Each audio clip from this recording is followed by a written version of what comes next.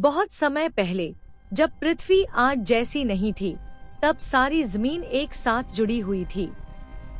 उस समय न तो अलग अलग महाद्वीप थे और न ही आज जैसे महासागर। इस रहस्य को समझने की कोशिश एक वैज्ञानिक ने की, जिनका नाम था अल्फ्रेड वेगन।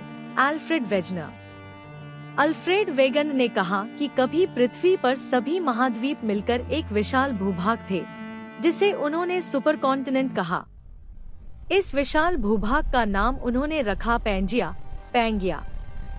पैंजिया का अर्थ है सारी धरती एक साथ। समय बीतता गया और पृथ्वी के अंदर होने वाली गतिविधियों के कारण पैंजिया धीरे धीरे टूटने लगा। वेगन के अनुसार पैंजिया दो बड़े भागों में बंट गया। पहला भाग था अंगारा लैंड और दूसरा भाग था गोंडवाना लैंड। इन दोनों के बीच एक विशाल समुद्र था, जिसे वेगन ने टेथिस सी का नाम दिया। यह सागर अंगारा लैंड और गोंडवाना लैंड को अलग करता था। अंगारा लैंड आगे चलकर दो भागों में बंट गया। उत्तरी अमेरिका, नॉर्थ अमेरिका, यूरेशिया, जिसमें आज का यूरोप और एशिया शामिल है। वहीं दूसरी ओर गोंडवाना लैंड से कई महाद्वीप बने।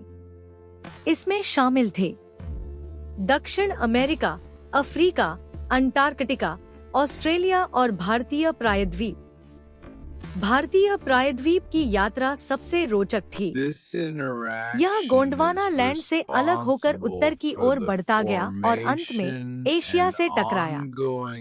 इसी टक्कर से हिमालय पर्वत का निर्माण हुआ, जो आज भी धीरे धीरे ऊंचा हो रहा है।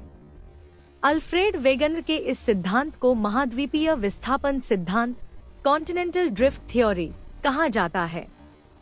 शुरू में बहुत से वैज्ञानिकों ने इस सिद्धांत को स्वीकार नहीं किया, लेकिन बाद में प्रमाण मिलने पर इसकी महत्ता समझ में आई। आज हम जो अलग अलग महाद्वीप देखते हैं, वे उसी पैंजिया की टूटी हुई कड़ियाँ हैं। यह कहानी हमें सिखाती है कि हमारी पृथ्वी हमेशा बदलती रही है और विज्ञान हमें उन बदलावों को समझने की ताकत देता है।